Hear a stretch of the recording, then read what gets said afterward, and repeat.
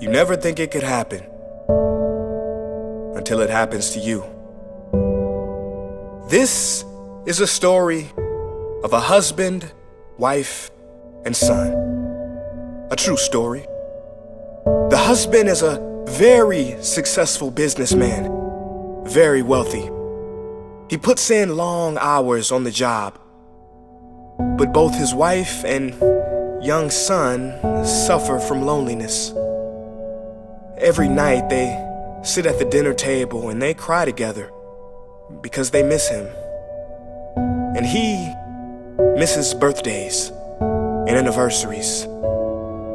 Now the father is already very successful, but still doesn't have time for his wife and son. Even when he's at home, he's not truly home. He's thinking about his business meetings, his clients. He's on the phone texting and making calls. One day, the wife finally gets fed up and she goes to her husband and says, "Honey, we are very lonely here. We miss you. Please come back to us." And the husband very lovingly says, "Darling, for the time being, no one can replace me as director. They need me. Just hold on a few more years, and when I find a new director, I will have more time for you and our son, I promise." 6 months later, the husband was driving on the same road he took home every night. He lost control of his vehicle and died. His company replaced him and found a new director in just 2 days.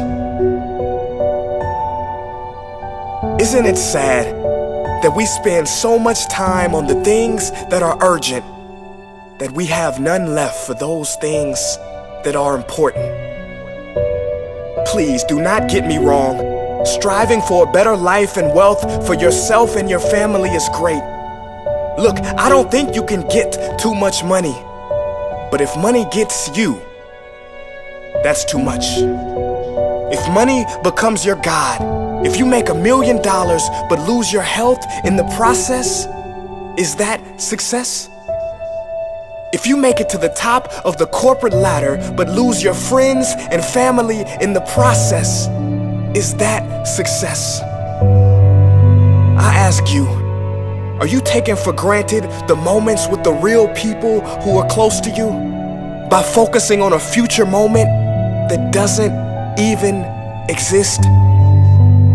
I urge you to focus on what's real and now, because this life is short. And as they say, there has never been a deathbed regret that said, "Boy, I wish I spent more time in the office."